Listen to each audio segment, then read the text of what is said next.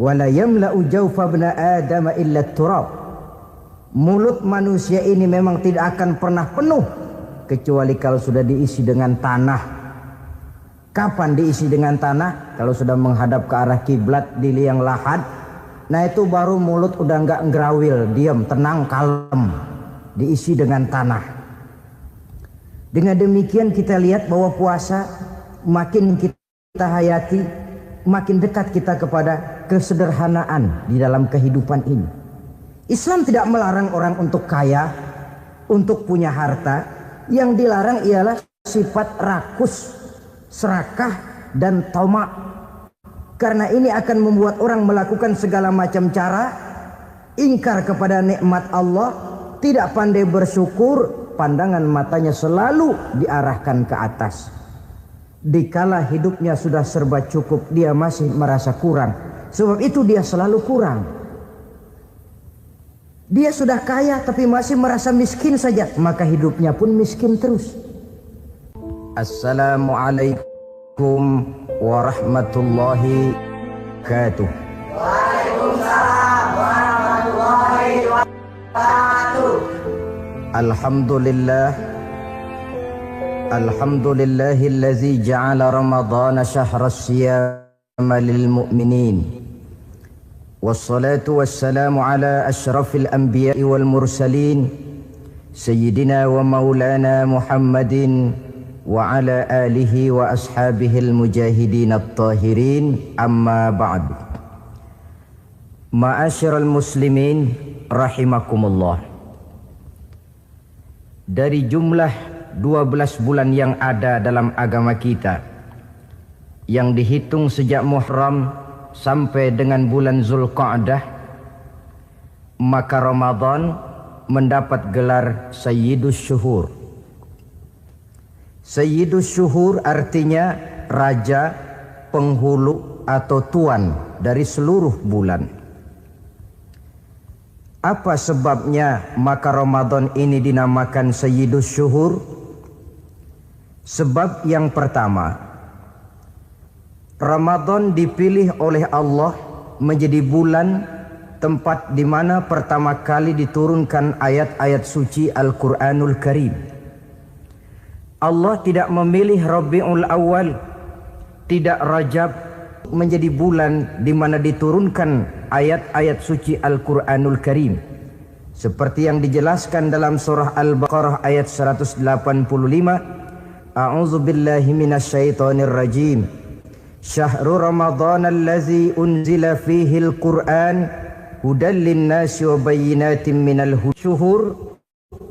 Karena di dalamnya ada satu malam yang bobotnya khairun min alfi syahr. Satu malam tetapi lebih baik daripada 1000. Itu dinamakan dengan Lailatul Qadar. 1000 bulan kira-kira 83 tahun. Nilai ibadah di malam itu lebih baik daripada nilai ibadah 83 tahun. Padahal umur orang sekarang kan jarang yang sampai 83 tahun. Bagaimana ini harus kita pahami? Ma'asyiral muslimin, sejak kita akil balik sampai kepada usia kita yang sekarang ini, kalau kita mau jujur bercermin, rasanya kita harus mengakui banyak dosa dan kesalahan yang pernah kita kerjakan. Kalau kita berbuat dosa selama 40 tahun, kemudian kita bertobat 20 tahun lamanya, kalau menurut rumus dagang, ini kan belum tertutup. Dosa 40 tahun ditebus dengan taubat 20 tahun. Tapi haruskah dosa tidak terampuni? Allah Subhanahu wa ta'ala Maha Penyayang. Disediakannya malam-malam yang istimewa, yang punya nilai khusus. Seolah-olah Allah berkata, hai manusia, kau tidak perlu putus asa. Bagaimanapun banyak dosa kau lakukan, bagaimanapun banyak kesalahan kau kerjakan, nih, aku sediakan satu malam khairun min alfi syahrin, lebih baik daripada 1000 bulan yang disebut dengan Lailatul Qadar. Kapan sih Lailatul Qadar itu? Menurut Al-Imamul Ghazali, Lailatul Qadar itu adanya pada 10 hari yang akhir di bulan Ramadan, terutama pada malam-malam ganjil. Malam 21, 23, 25, 27, dan 29.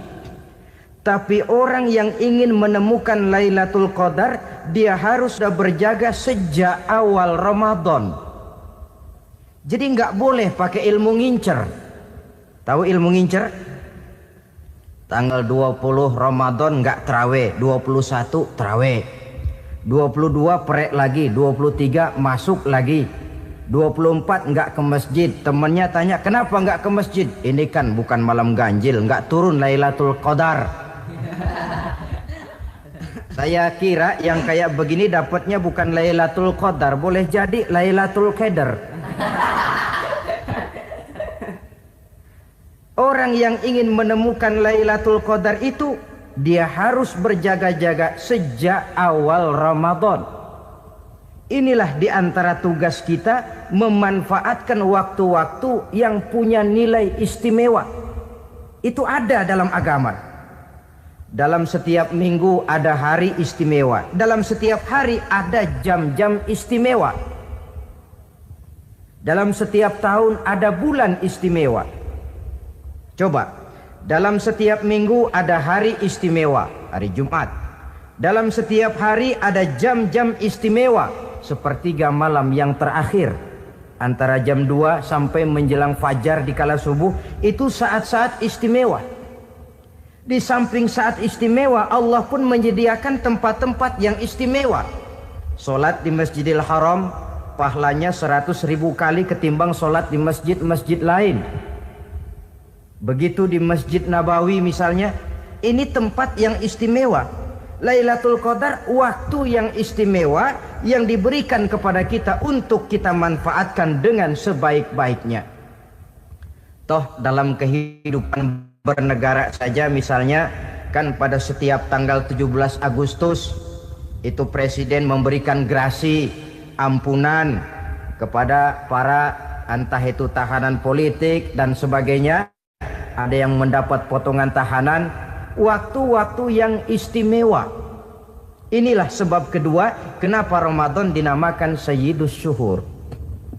Sebab yang ketiga, Ramadan nilai kebajikan berlipat ganda adanya. Satu hadis menjelaskan, "Lau ta'lamu ummati ma fi Ramadan, latamannau an takuna as-sanatu kullaha Ramadan." Andai kata umatku tahu keistimewaan apa yang ada di dalam bulan suci Ramadan, niscaya mereka ingin agar sepanjang tahun isinya Ramadan saja. Apa sebabnya? Li'annal hasanata fihi mujtami'atun. Di dalam bulan Ramadan itu berkumpul segala macam kebajikan. Wa ta'atu maqbulatun. Segala perbuatan taat diterima oleh Allah. Wa da'awati mustajabatun. Segala macam doa dan permohonan dikabulkan oleh Allah. Wa dzunuba maghfuratun. Dan segala macam dosa diampuni oleh Allah Subhanahu wa ta'ala. Berlipat gandanya nilai kebajikan yang kita kerjakan di bulan suci Ramadan.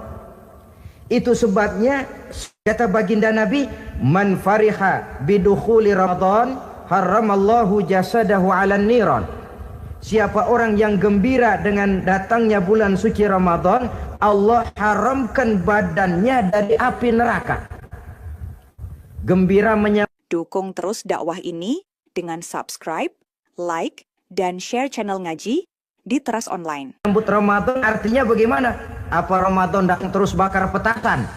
Bukan. Pukul beduk? Bukan. Apa gunanya pukul beduk kalau nggak puasa? Apa gunanya bakar mercon kalau tidak melaksanakan ibadah di bulan suci Ramadan?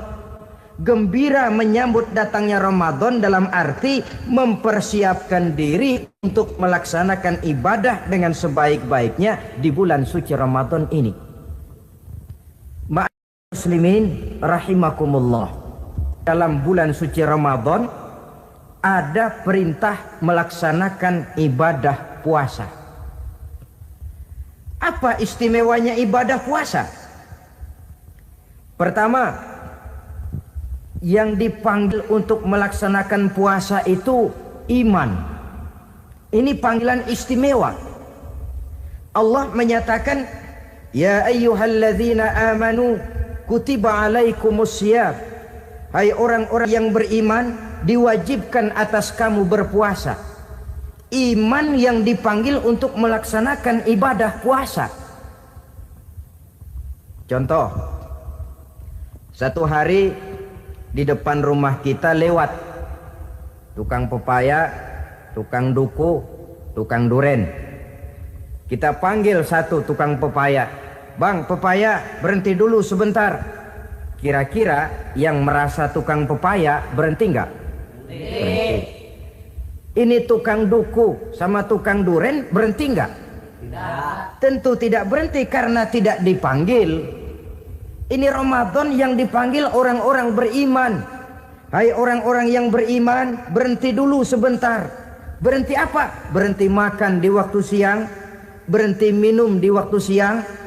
Yang merasa beriman berhenti. Yang tidak beriman langsung. Biar Ramadan siang-siang makan jalan terus, ngerokok ngelepus terus. Kenapa? Tidak beriman, tidak merasa terpanggil oleh ayat tadi. Sekarang tukang pepaya lewat di depan rumah, kita panggil, "Bang, pepaya, berhenti dulu." Dia dengar tapi nggak mau berhenti. Apa kita bilang? "Kang pepaya budak." Dipanggil nggak mau berhenti. Ini ada orang ngaku beriman kepada Allah, Ramadan dipanggil disuruh berhenti makan siang, nggak berhenti juga. Mukmin budak. Disuruh berhenti minum di waktu siang, nggak berhenti juga. Mukmin budak. Ini istimewanya puasa. Panggilan difokuskan kepada iman. Hai orang-orang yang beriman. Allah tidak bilang hai orang-orang yang sudah masuk Islam. Tidak. Ya ayyuhallazina aslamu. Tidak. Ya ayyuhallazina amanu yang dipanggil. Hai orang-orang yang beriman. Nilai nurani yang paling dalam itu yang dipanggil melaksanakan ibadah puasa. Lalu orang beriman yang bagaimana yang wajib puasa? Pertama, dia sudah balik. Yang kedua, berakal sehat. Yang ketiga, dia mampu berpuasa. Orang beriman macam ini, balik, berakal sehat, mampu melaksanakan puasa. Kalau cukup syarat ini, dia wajib puasa. Kurang syarat, tidak wajib puasa. Jadi kalau di bulan Ramadan ada teman kita tidak puasa, jangan heran barangkali syaratnya kurang. Cukup dalam hati saja, ini orang kurang syarat, makanya nggak puasa. Pak, itu teman saya kok nggak puasa? Nggak puasa, nggak puasa. Dia bukan orang beriman kali ah. Orang yang tidak beriman itu tidak wajib puasa. Beriman kok Pak? Iman, tapi nggak puasa, nggak puasa. Belum balik kali ah. Belum balik, cuma badan doang gede. Bongsor kali itu. Belum balik. Sudah kok Pak, sudah balik, sudah. Tapi nggak puasa, enggak. Gila kali dia ah. Akal itu tidak wajib puasa. Waras Pak, dia tidak gila, tidak.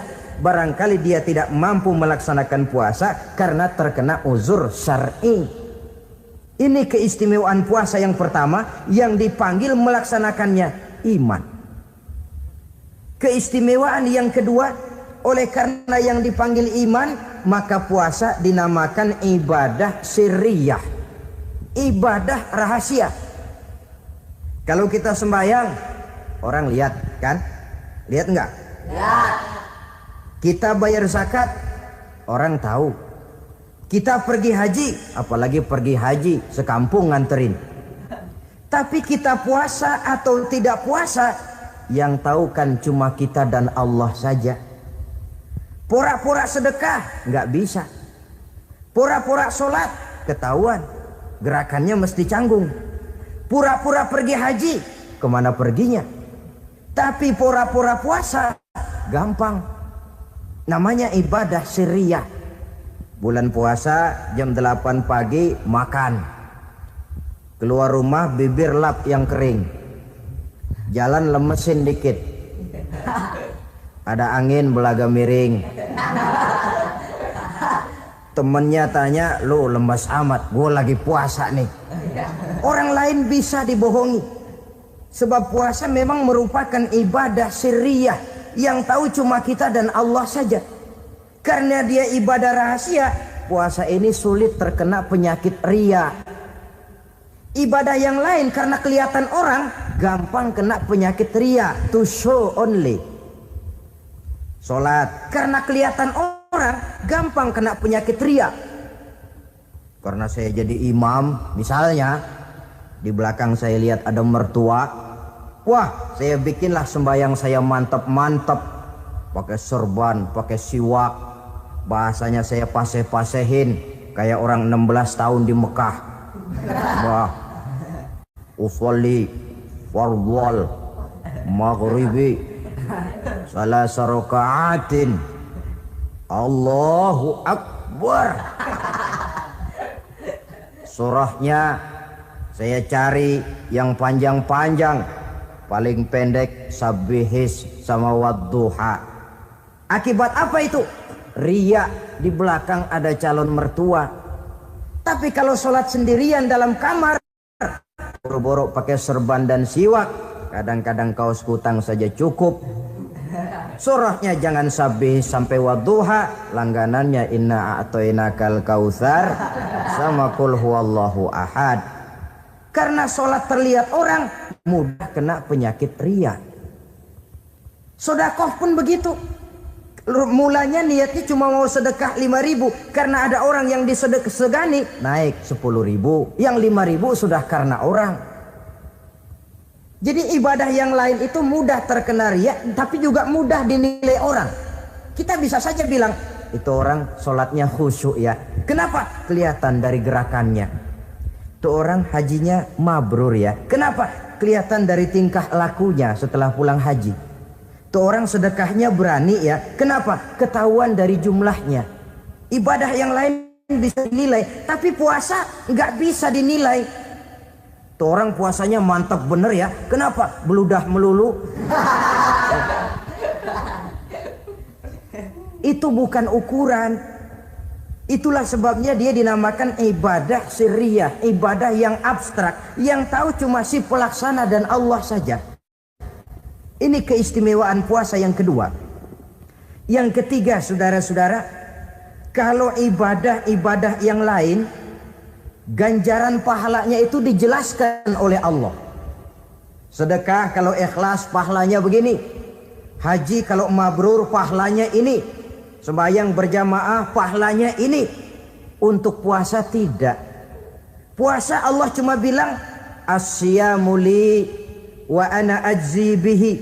Puasa adalah untukku, aku yang akan membalasnya. Berapa besar balasannya tidak dijelaskan oleh Allah. Apa artinya ini? Kalau saudara kerja, mandor bilang, sampean kerja sama saya, gaji satu hari 5.000. Ketahuan kan, sehari 5.000. Kita bisa kong kali kong, ada mandor rajin, nggak ada mandor kendor. Pokoknya sehari 5.000. Tapi kalau mandor cuma bilang, kau kerja sama aku, gajimu nanti aku yang atur. Tidak dijelaskan, nanti aku yang atur. Ini kan mestinya kita kerja hati-hati. Sebab apa?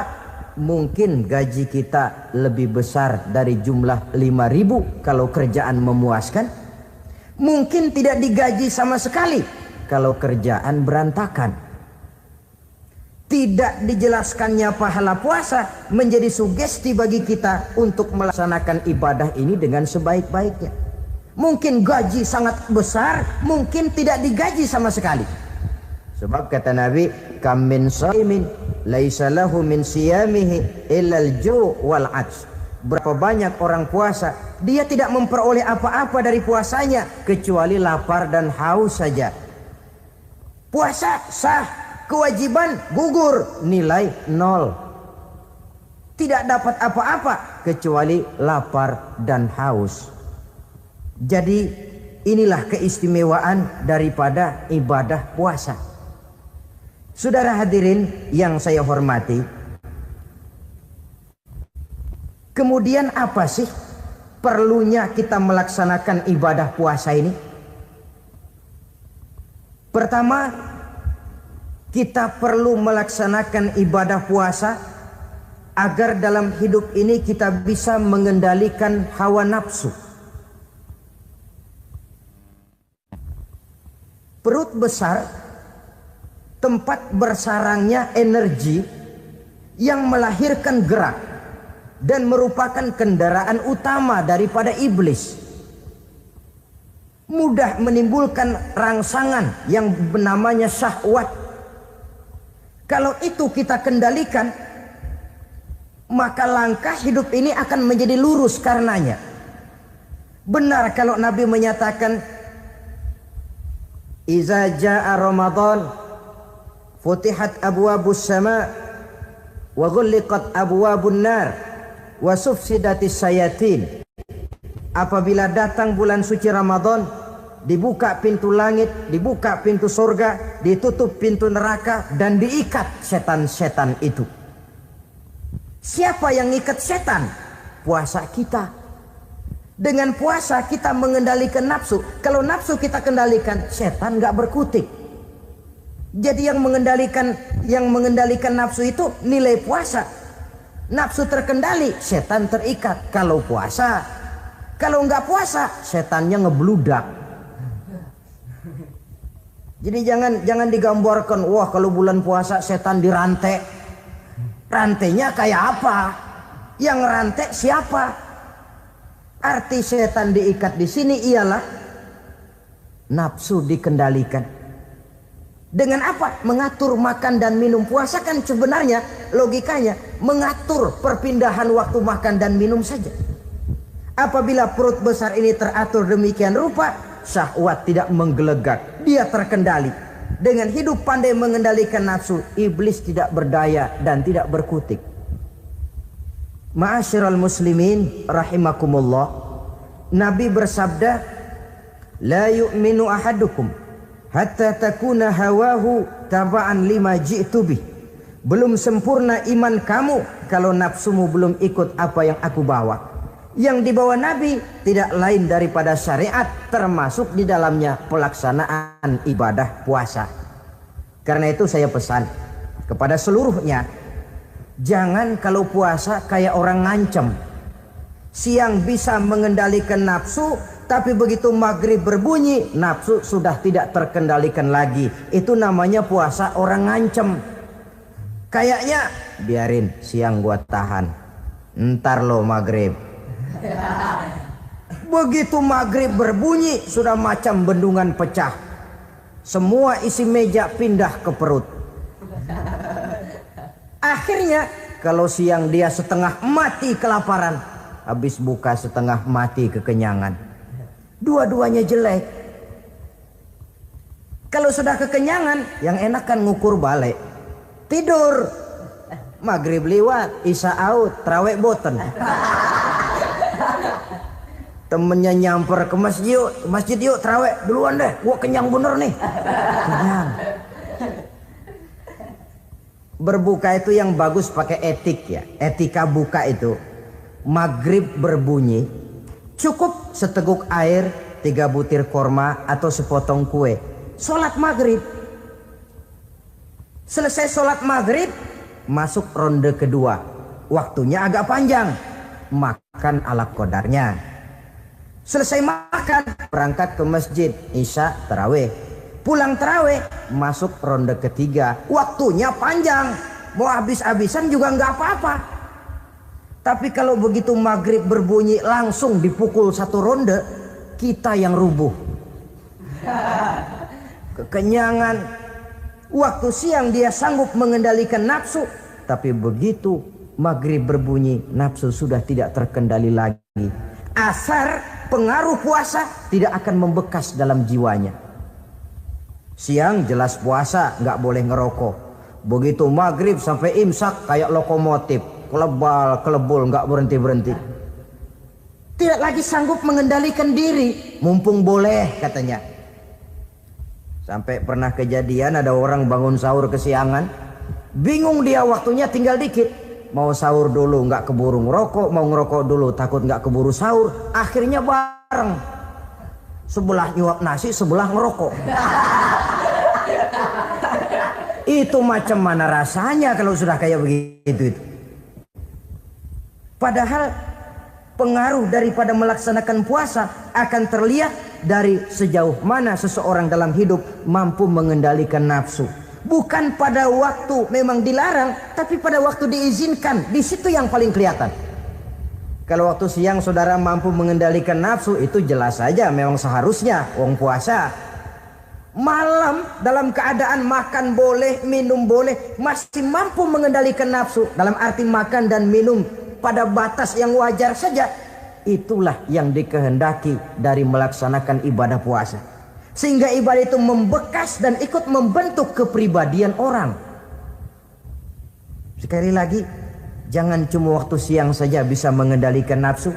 Di waktu malam pun dalam kondisi yang memang dihalalkan, kita juga hendaknya mampu mengendalikan nafsu. Jadi inilah perlunya puasa yang pertama, supaya kita bisa mengendalikan nafsu. Yang kedua, puasa itu melatih kita hidup sederhana. Orang sufi mengajarkan, orang yang paling kaya ini sebenarnya orang yang hidupnya paling cukup. Sedangkan orang miskin adalah orang yang kebutuhannya kelewat banyak. Maka yang paling kaya, bahkan yang maha kaya, itu sebenarnya cuma Allah. Sebab apa? Dia nggak perlu apa-apa. Makin banyak keperluan kita, makin miskin kita. Coba orang puasa lihat. Kalau sudah jam 2, jam 3, itulah barangkali memang termasuk godaannya dalam melaksanakan ibadah puasa. Kalau jam 1 siang, jam 2 siang, jangankan makanan enak, nangka busuk kita lihat legit. Barangkali cobaan di dalam melaksanakan ibadah puasa. Tapi kalau sudah maghrib berbunyi, berbuka kita kena seteguk air, sepotong roti, 3 butir korma, kenyang rasanya. Kemana keinginan yang tadi begitu menggebu-gebu? Oh, bisikan nafsu rupanya itu. Makin dalam kita merenung, makin sampai kita kepada bentuk kesederhanaan di dalam hidup ini.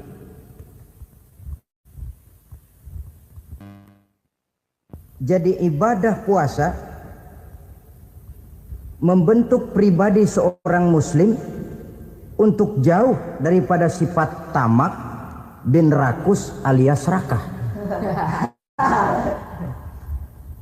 Tamak itu berasal dari kalimat toma dalam bahasa Arab yang sifatnya sudah terukir dari hurufnya. Huruf to, tengahnya bolong. Huruf mim, tengahnya bolong. Huruf ain, mulutnya mangap, perutnya gede. Jadi orang tamak macam itulah. Apapun yang diberikan Allah tidak pernah ada cukupnya dan tidak pernah ada syukurnya. Sehingga Nabi menjelaskan, lau anna libni adam wadiyani min zahabin labtagha lahuma thalisan wa la yamla'u jawfa ibna adam illa turab. Andai kata manusia mempunyai 2 buah ladang yang seluruhnya emas, tidak usah kepalang tanggung, ladang emas, 2 ladang semuanya ladang emas, dia tidak akan puas, dia akan mencari lagi ladang yang ketiga. Wala yamla'u jawfa ibna adam illa turab. Mulut manusia ini memang tidak akan pernah penuh kecuali kalau sudah diisi dengan tanah. Kapan diisi dengan tanah? Kalau sudah menghadap ke arah kiblat di liang lahat, nah itu baru mulut udah nggak ngerawil, diam, tenang, kalem, diisi dengan tanah. Dengan demikian kita lihat bahwa puasa makin kita hayati, makin dekat kita kepada kesederhanaan di dalam kehidupan ini. Islam tidak melarang orang untuk kaya, untuk punya harta. Yang dilarang ialah sifat rakus, serakah, dan tamak. Karena ini akan membuat orang melakukan segala macam cara ingkar kepada nikmat Allah, tidak pandai bersyukur, pandangan matanya selalu diarahkan ke atas. Dikala hidupnya sudah serba cukup, dia masih merasa kurang. Sebab itu dia selalu kurang. Dia sudah kaya tapi masih merasa miskin saja, maka hidupnya pun miskin terus. Saudara-saudara ma'asyiral muslimin, ini hikmah yang kedua kenapa kita perlu puasa. Yang ketiga, puasa itu melatih kita cinta kepada fakir miskin, orang-orang yang tidak mampu, yang memerlukan pertolongan. Bagaimana caranya? Dunia pendidikan berkata bahwa pendidikan akan lebih berhasil kalau bersifat audiovisual. Mengajar anak berenang, bawa ke kolam. Mengajar anak naik sepeda, berikan sepedanya. Mengajar orang cinta fakir miskin, rasakan apa yang dirasakan oleh fakir miskin. Apa itu? Lapar, haus. Kan nggak bisa ngajarin anak berenang teori saja. Ke kolam nggak pernah. Teori hafal luar kepala. Gaya dada begini, gaya 200 meter begini, gaya kupu-kupu begini, gaya bebas begini. Teori hafal, ke kolam nggak pernah. Sekali terjun gaya batu. Sudah nggak timbul-timbul lagi.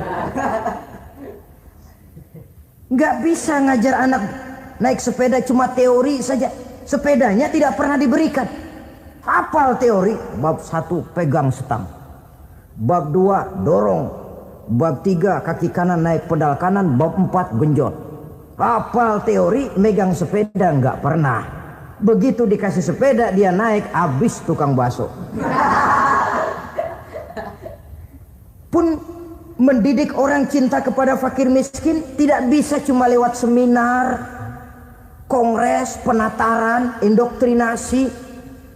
Diadakan simposium, seminar, diskusi supaya orang cinta kepada fakir miskin, tapi yang bicara orang kenyang semua. Bagaimana hati ini mau peka? Islam itu nggak usah banyak teori lah, rasakan saja lapar haus enak nggak? Kalau kau tahu lapar dan haus tidak enak, kau lapar haus cuma sebentar, habis maghrib laparmu hilang, hausmu hilang. Bagaimana saudara-saudaramu muslimin yang terkapar di kolong-kolong jembatan, yatim piatu yang hidup terlunta-lunta, perempuan-perempuan tua hidup miskin, anak pun banyak perlu uluran tangan, lapangan kerja sulit, persaingan hidup makin tajam, meringkuk mereka di sudut-sudut kehidupan, beratap langit, beralas bumi, tanpa tahu kapan hidup dan nasibnya akan berubah.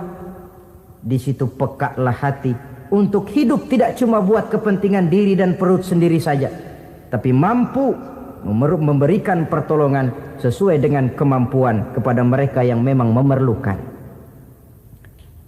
Sebuah hadis menyatakan, irhamu ahlal ardi yarhamkum man fis sama. Sayangilah apa yang ada di permukaan bumi, nanti yang di langit akan sayang kepadamu. Si kaya sayang kepada yang miskin lalu menolongnya. Yang alim sayang kepada yang awam lalu membimbingnya. Yang pemimpin sayang kepada rakyat lalu melindunginya. Yang di langit akan sayang kepada kita, akan turun rahmah berlimpah, akan tercipta keberkahan dan ketenangan dalam hidup. Tapi kalau sebaliknya, yang kaya malah nyantap yang miskin, yang pemimpin malah menggilas yang rakyat, yang alim malah membodoh-bodohi orang yang memang sudah bodoh, akan terwujudlah malapetaka. Bukan rahmah yang turun dari langit, tapi azab akan menimpa kita semua. Orang yang menghayati lapar, menghayati haus, akan timbul kepekaan sosial. Hidup tidak cuma untuk diri sendiri saja, tapi mampu melihat lingkungannya. Yang keempat, kita perlu puasa untuk menumbuh sifat jujur dan disiplin. Coba lihat, kalau tengah hari bulan puasa, andai kata saudara masuk ke dalam kamar seorang diri, saudara kunci dari luar, lalu saudara makan, tidak seorang pun tahu. Tapi kenapa itu tidak kita lakukan? Ada semacam perasaan malu. Malu kepada Allah. Iya, orang lain tidak tahu. Iya, manusia bisa saya bohongi, tapi Allah Atau umpamanya waktu sholat zuhur, saudara sholat zuhur di masjid, umpama ketika ngambil air wudhu, giliran kekemur, saudara korupsi dikit aja, telan. Jangankan orang lain, teman wudhu sebelah pun tidak tahu itu. Tapi kenapa tidak mau kita lakukan? Rasa malu kepada Allah. Di sini sumber nilai timbulnya kejujuran dan disiplin. Bukan berupa undang-undang mati yang dipaksakan dari luar, tapi timbul dari dalam jiwa dan nurani kita sendiri. Sikap jujur dan disiplin. Yang terakhir, kita perlu puasa untuk memelihara kesehatan. Kata Nabi, sumu tasihhu, berpuasalah kamu, badanmu akan sehat. Sebab apa? Saya katakan tadi, semua energi dihasilkan dari perut besar sini. Itu makanan yang kita makan, mulai dari keju sampai singkong, mulai dari hamburger sampai combro, masuk perut besar, digiling, lalu ditransfer ke seluruh tubuh oleh perut besar ini. Mekanisme kerjanya persis pabrik besar yang kalau kita hayati, Allahu Akbar, fatabarakallah ahsanul khaliqin. Ini tangan supaya kuat kerja perlu vitamin apa? Kirim ke tangan. Mata supaya awas perlu vitamin apa? Kirim ke mata. Bibir supaya nggak pecah perlu vitamin apa? Kirim ke bibir. Oleh perut besar ditransfer ke seluruh tubuh. Sisanya yang nggak perlu keluar jalan belakang. Kalau perut besar ini terus-menerus bekerja, ibarat mesin diporsir, dia akan cepat rusak. Maka datang bulan Ramadan, perut besar itu jangan terlalu diporsir, diberikan tenggang waktu istirahat. Sehingga Nabi memberikan jaminan, sumu tasihhu, berpuasalah kamu, pasti kamu akan sehat. Buktinya orang mati kelaparan banyak, tapi yang mati karena puasa, kalau puasanya betul, nggak ada. Maka Islam itu agama yang sesuai dengan fitrah, ya. Buktinya apa? Puasa wisol itu bukan saja tidak boleh, tapi haram. Puasa wisol artinya puasa nyambung, dari pagi sampai maghrib sampai malam sampai besok pagi lagi terus-terusan puasa, haram, karena itu bertentangan dengan fitrah. Islam tidak, cukup dari waktu imsak sampai datang waktu maghrib. Kenapa? Menurut perhitungan itu sesuai dengan daya kemampuan maksimal manusia. Sudah diukur itu. Allah yang bikin manusia kok. Jadi kalau Allah perintah puasa, itu sudah dalam kemampuan daya tampung dari kapasitas yang dimiliki manusia. Orang mati kelaparan banyak, yang mati karena puasa nggak ada. Belum pernah saya dengar ada warta berita, sari berita-berita penting dalam siaran ini, gara-gara bulan puasa orang Islam pada mati. Nggak ada.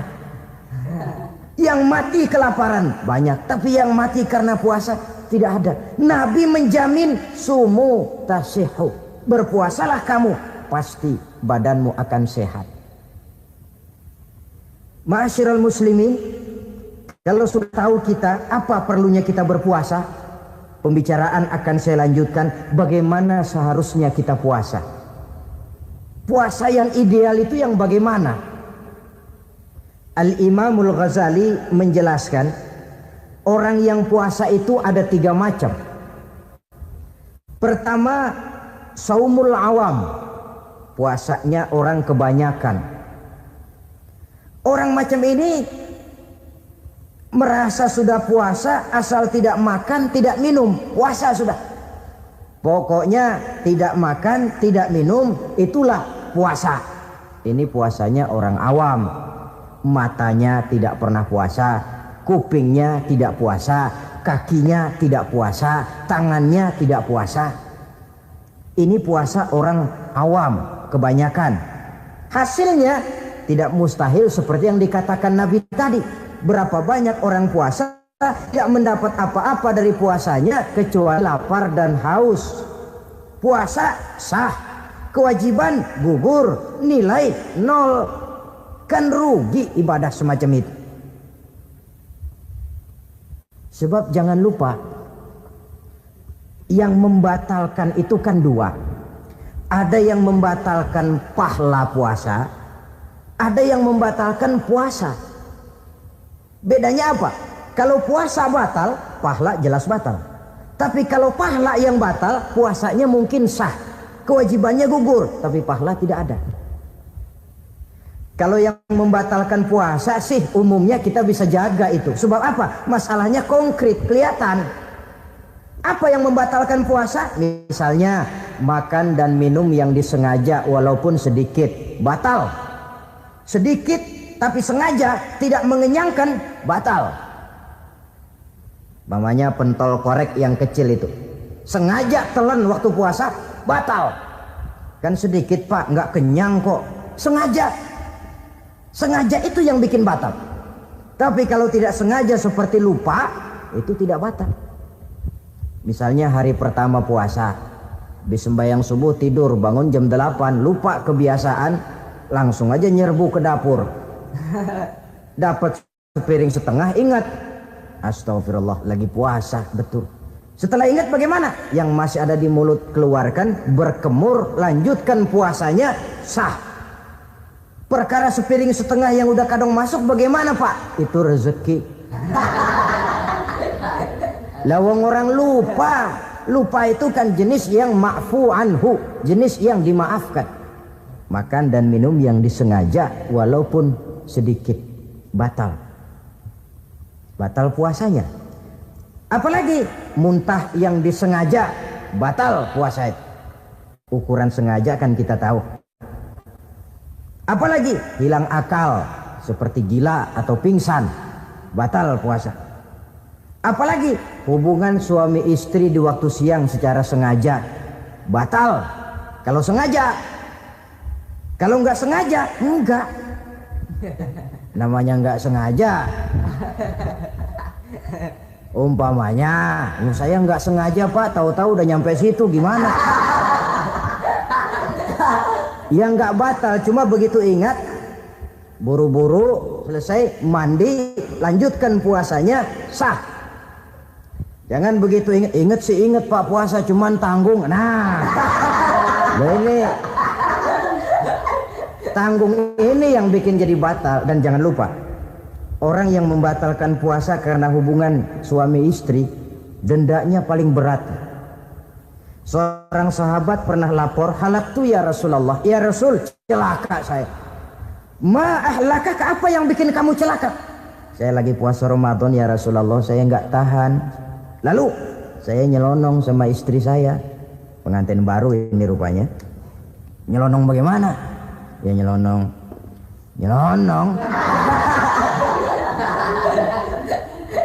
Melanggar dia, tapi jujur, lapor. Kata Rasul, ya sudah, bayar dendanya. Dendanya apa ya Rasulullah? Bebaskan budak. Aduh, saya nggak punya budak ya Rasulullah. Tidak punya. Puasa 2 bulan berturut-turut, tidak boleh diselang-seling. Syahraini mutatabi'aini, 2 bulan berturut-turut, tidak boleh diselang-seling. Gimana? Sanggup puasa 2 bulan berturut-turut? Enggak kuat ya Rasulullah. Enggak kuat. Ramadan yang sebulan aja saya nyelonong, apalagi 2 bulan. Kalau kau tidak kuat juga, beri makan 60 fakir miskin, 1 orang 1 mud ya Rasulullah. Apalagi jangan memberi makan 60 fakir miskin. Wong istri saya di rumah sehari masak 3 hari libur. Saya orang susah ya Rasulullah. Saya pikir lagian ya orang kebangetan juga, udah melarat sama larangan berani. Rasul masuk ke dalam kamar, keluar kembali bawa sekeranjang kecil kurma. Kalau kau tidak punya apa-apa, bawa pulang nih. Sedekahkan kepada orang-orang miskin di kampungmu sebagai pembayar dendamu. Ya Rasulullah, apalagi? Di kampung saya itu yang paling miskin saya. Waduh, rusak benerin orang. Apa marah Rasul? Beliau malah senyum. Ya sudah, kalau memang yang paling miskin kamu, bawa pulang saja itu korma, beri makan anak istrimu di rumah. Orang ini udah ngelanggar larangan, dapat korma lagi. Yang kedua, watak hukum Islam itu elastis, fleksibel, tidak kaku. Tidak kalau sudah begitu ya mesti begitu, itu tidak. Yang sering kaku kan kitanya umat Islam di dalam memahami Islam. Saudara hadirin yang saya hormati, yang tidak boleh itu pun di waktu siang. Kalau malam sejak maghrib sampai sebelum imsak, pada awal perintah puasa tidak boleh. Tapi ternyata banyak juga yang nyerempet-nyerempet. Sampai Allah turunkan, uhilla lakum lailatas siyami arrafasu ila nisaikum. Dihalalkan bagi kamu pada malam puasa bergaul dengan istrimu. Jadi barangkali di antara pendengar ini ada yang pengantin baru, tolong sabarlah di waktu siang. Tunggu maghrib berbunyi. Kalau sudah maghrib habis buka, mau buka lagi juga nggak apa-apa. Terserah saja. Ini yang membatalkan puasa. Yang kita sulit mengontrol, yang membatalkan pahalanya. Apa misalnya? Ngomong-ngomongin orang. Puasa, ngomongin orang jalan terus. Itu ya tetangga kita. Kenapa emang? Oh, anu. Kita sih bukan ngomongin orang ini. Bukan ngomongin orang katanya. Ngomongin tuyul. Anu. Bohong. Orang puasa bohong, apa puasanya batal? Tidak. Puasanya sah. Yang batal mungkin pahalanya. Saudara-saudara ma'asyiral muslimin rahimakumullah. Mata, ya terutama di kota-kota besar, menjaga mata ini kadang-kadang kita nggak pengen lihat tapi kelihatan. Sebab itu memang yang tidak boleh ngeliatin. Kalau kelihatan lain, kelihatan itu kan rezeki. Orang kita nggak mau tapi kelihatan. Yang kelihatan itu sebentar. Kata Imam Ali, nazaratul ula laka wasaniyatu alaika. Pandangan pertama untukmu, yang kedua atasmu. Jadi begitu kelihatan, ya sudah. Jangan kelihatan tapi manteng aja nggak mau. Jadi mantengnya ini yang jadi urusan.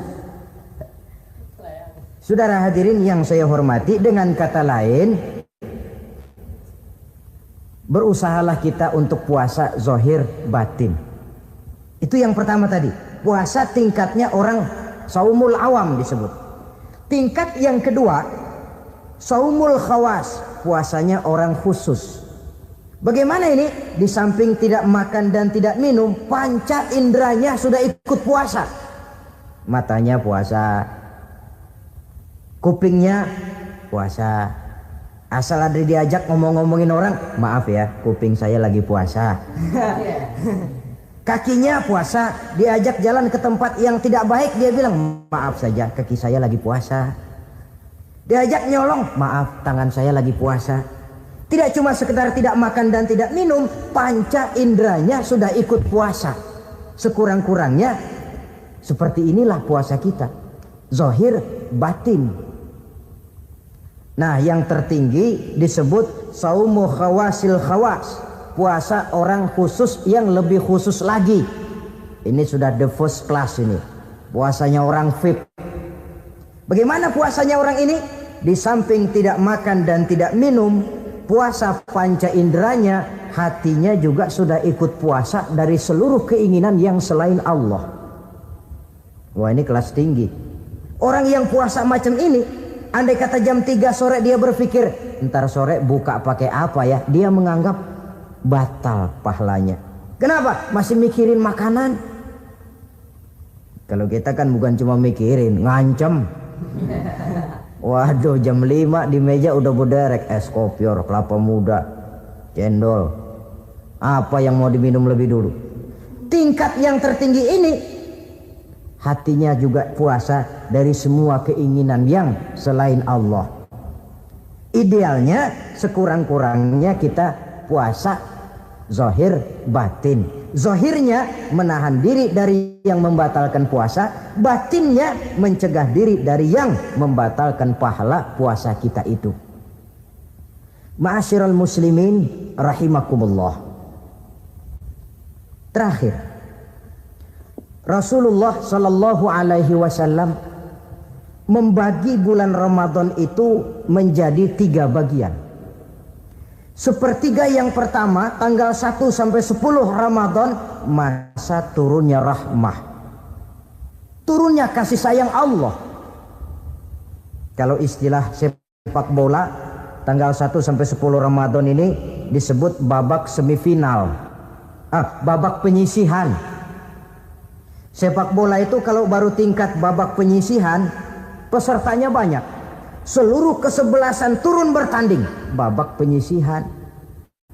Ramadan tanggal 1 sampai 10 babak penyisihan, putaran pertama. Pasaran puasa rame. Masjid musola full house, meledak, tidak sanggup menampung jamaah yang tarawih itu. Yang tadarus meriah. Kenapa? Maklum babak penyisihan, seluruh kesebelasan turun bertanding. Tanggal 1 sampai tanggal 10 Ramadan. Bila itu selesai, selesailah putaran pertama, masuk putaran kedua. Sepertiga yang kedua tanggal 10 sampai 20 Ramadan, masa maghfirah, masa turunan dari Allah, masuk babak semifinal. Sepak bola itu kalau sudah babak semifinal, itu kan sudah banyak kesebelasan yang masuk kotak. Maka 10 Ramadan ke atas, pasaran puasa mulai menurun. Yang enggak puasa mulai nekat. Yang tadarus sudah mulai sayup-sayup sampai. Sementara barisan orang sembahyang tarawih di masjid mulai mengalami kemajuan dengan pesatnya. Barisannya makin maju ke depan. Maklum, tidak semua kesebelasan tangguh. Ada yang sejak bertanding sudah berhitung. Kita sih bakalan yang lain ada. Karena ikut-ikutan teman, karena malu sama mertua, rajin terawih, karena nganterin, rajin terawih, bayangnya paling belakang berdua lagi. Malah ngeledek begitu imam waladolin, dia di belakang nyaut asik.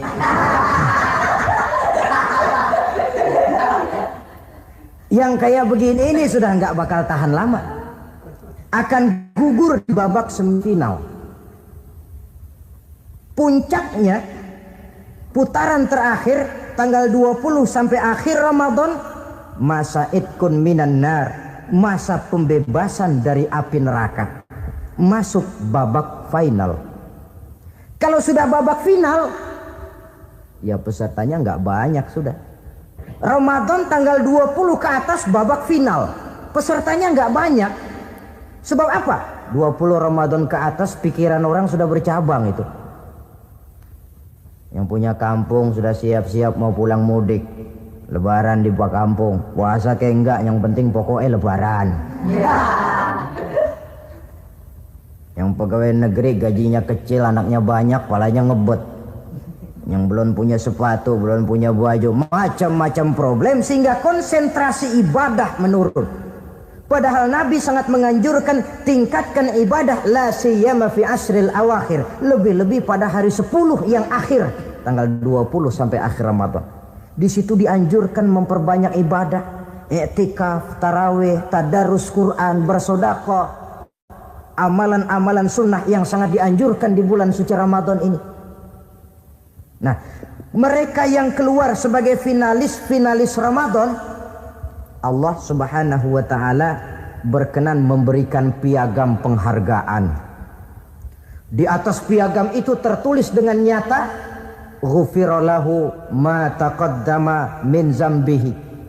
Pemegang piagam ini dinyatakan keluar sebagai finalis Ramadan, kepadanya diberikan penghargaan dengan jaminan ampun terhadap seluruh dosa yang pernah dia kerjakan.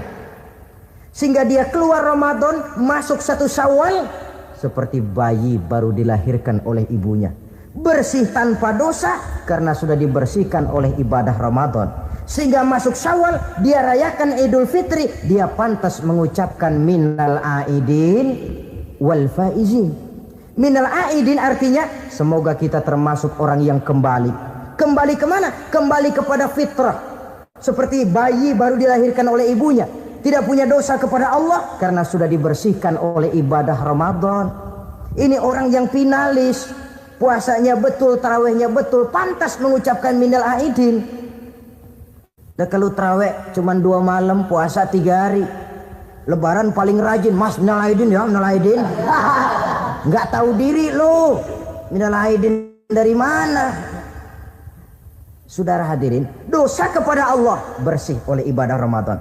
Tinggal dosa kepada sesama manusia berhalal bihalal di hari raya Idul Fitri. Nah, inilah pembicaraan kita pada pertemuan kali ini dengan harapan mudah-mudahan ibadah kita diterima Allah, kita keluar sebagai finalis yang pada akhirnya masuk ke dalam kelompok minal aidin wal faizin, orang yang kembali suci kepada fitrah dan orang yang beruntung. Dengan semangat inilah kita rayakan. Bicara keagungan Ramadan yang ditandai 3 hal. Pertama, Ramadan dipilih oleh Allah menjadi bulan tempat di mana pertama kali diturunkan Al-Quranul Karim, kitab suci kita, imam kita, pedoman utama dalam melaksanakan berbagai kegiatan hidup. Pertama, ia berisi akidah yang tujuannya menyelamatkan manusia dari ketergantungan kepada benda, menyelamatkan manusia dari kemusyrikan, baik syirik yang jali maupun syirik yang khafi. Syirik jali itu syirik terang-terangan, nyata-nyata menyembah berhala, nyata-nyata meyakini Tuhan lebih dari satu. Kalau gitu insya Allah kita aman. Tapi ada syirik khafi, syirik yang tersembunyi, menjadikan yang selain Allah sebagai tujuan akhir dari seluruh kegiatan hidup. Itu syirik khafi. Saya sejak pakai cincin ini rezeki lancar. Cincin. Saya sejak pakai gesper ini, jangan anak gadis, nenek-nenek ngelihat saya lemes. Gesper. Ini sejak ada perkutut di rumah ini, bisnis bagus. Perkutut. Kalau komputer lebih kita kagumi dari Allah, itulah berhala kita. Kalau pangkat lebih kita utamakan dari Allah, itulah berhala kita. Kalau ilmu lebih kita kagumi daripada Allah, itulah berhala kita. Quran membebaskan manusia dari ketergantungan kepada benda, membersihkan keyakinan, meluruskan tauhid dengan konsep akidah. Lalu sisi yang kedua, syariat untuk mengatur kehidupan sesama manusia. Selama ini kalau mendengar syariat yang terbayang oleh kita kan yang serem-serem, dan memang diopinikan sedemikian rupa. Padahal watak syariat itu pertama, al-musawat bainan nas fi takalifil ahkam. Ini watak syariat Islam. Semua manusia sama dalam berhadapan dengan hukum Allah. Semua manusia sama. Bukankah ini yang kita perjuangkan dengan tuntutan keadilan? Supaya di Republik ini jangan ada warga negara kelas 1. Supaya di Republik ini jangan ada yang kebal hukum. Supaya di Republik ini hukum jangan seperti pisau, tajam ke bawah tapi tumpul ke atas. Syariat mengajarkan al-musawat bainan nas fi takalifil ahkam. Semua manusia sama dalam berhadapan dengan hukum Allah. Ketika mengajarkan orang beramal, Rasulullah kepada putri kesayangan beliau sendiri berkata, "I'mali ya Fatimah, i'mali fa inni la ughni anki minallahi syai'a." Fatimah, beramal kau. Fatimah, salat.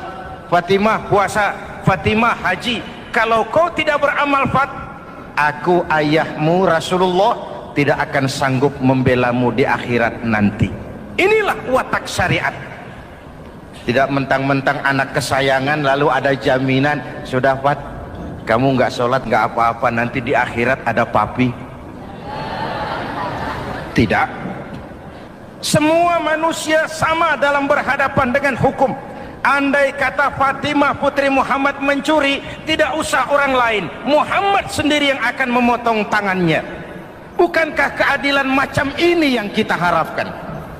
Cuma sayang, selama ini banyak kita mengenal Islam seperti orang buta kenal gajah.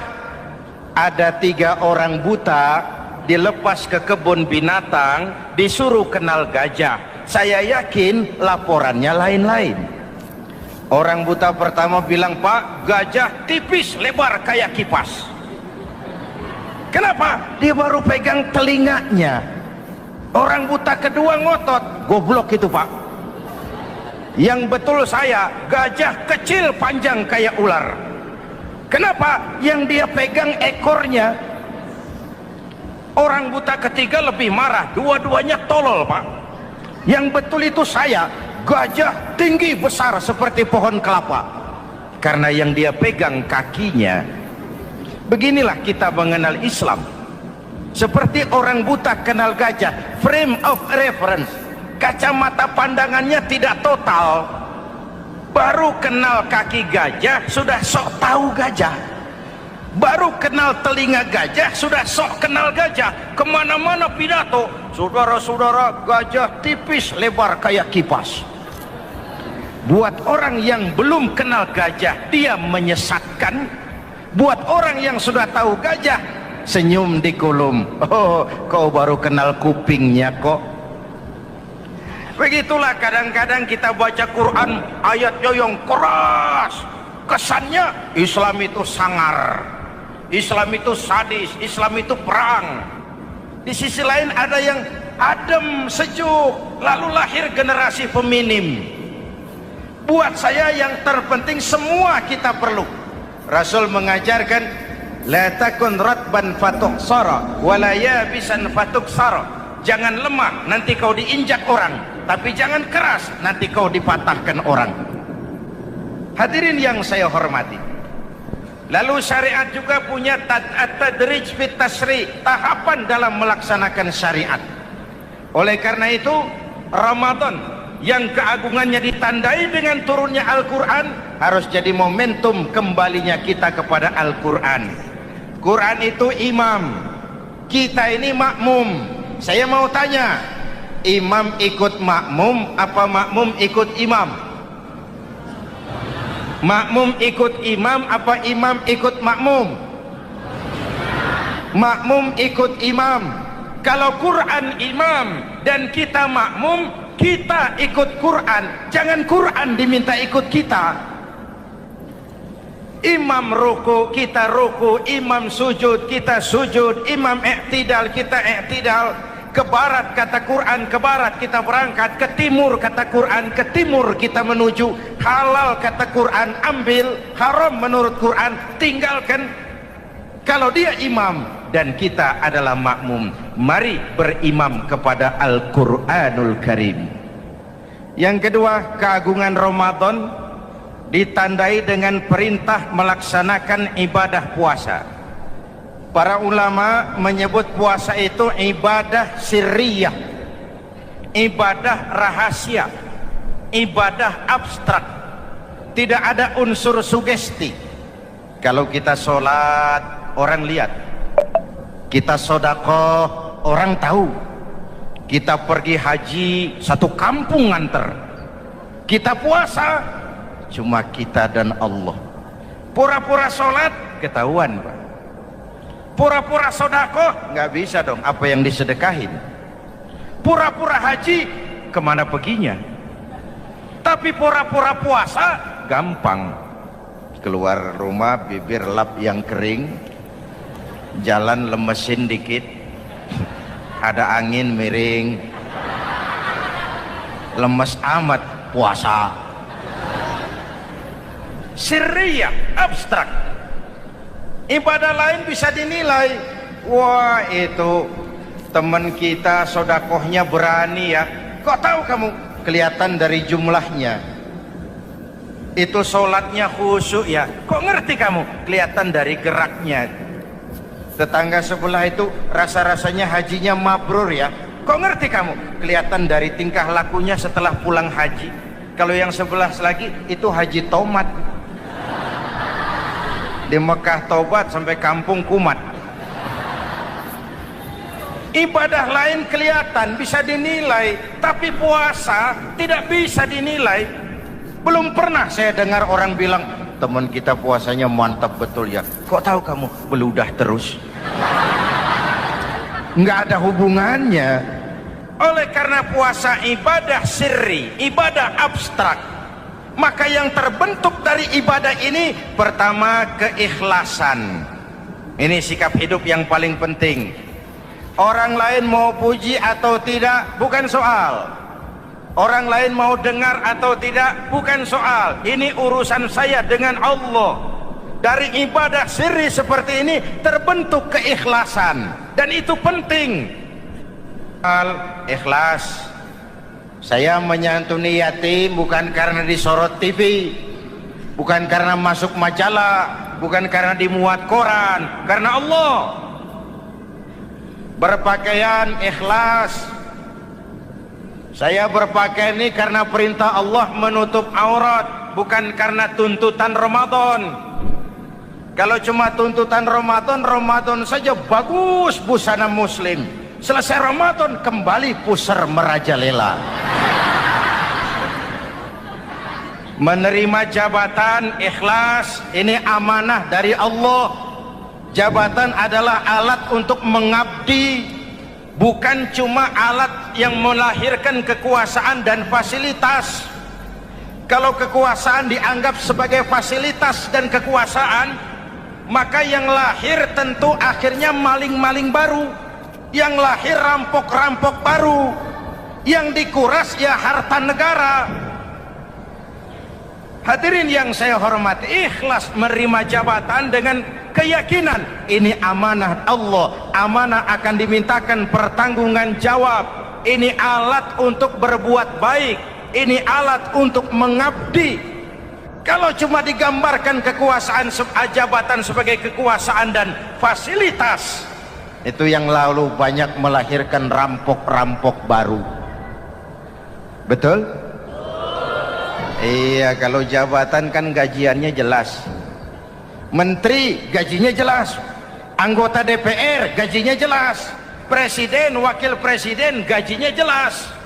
Tetapi ketika fasilitas dan kekuasaan banyak memberikan hasil, jangan heran lalu muncul penjarahan terhadap kekayaan-kekayaan yang justru merupakan milik rakyat. Ikhlas dalam menerima jabatan, ikhlas dalam berbuat, ikhlas dalam beramal. Lalu yang kedua, jujur. Tadi siang saudara sholat zuhur apa tidak? Sholat. Yang sholat? Ya enggak, ya enggak. Sebelum sholat zuhur kan saudara berwudu. Waktu berwudu kan saudara berkemur, memasukkan air ke mulut. Umpama waktu berkemur saudara korupsi, dikit saja airnya saudara minum, jangankan hansip, jangankan satpam, jangankan polisi, teman sebelah pun tidak tahu kalau waktu berkemur kita korupsi. Kenapa kita tidak mau melakukan itu? Ada rasa malu kepada Allah. Alangkah positifnya kalau ini diterjemahkan dalam kehidupan. Sekarang kan kita berpikirnya Allah ditekan. Kamu korupsi ya? Iya, Tuhan kan tahu. Biarin, Tuhan mah tahu, nggak ribut. Nggak ribut katanya. Tapi kalau orang, 3 orang saja tahu, geger kantor. Bayangin, Tuhan aja ditekan, Tuhan diintimidasi, apalagi orang lain. Lahir etika otonom, daya kontrol yang paling ampuh yang muncul dari dalam jiwa kita sendiri. Sabahu ahadun au qatalahu falyaqul inni shaim, inni shaim.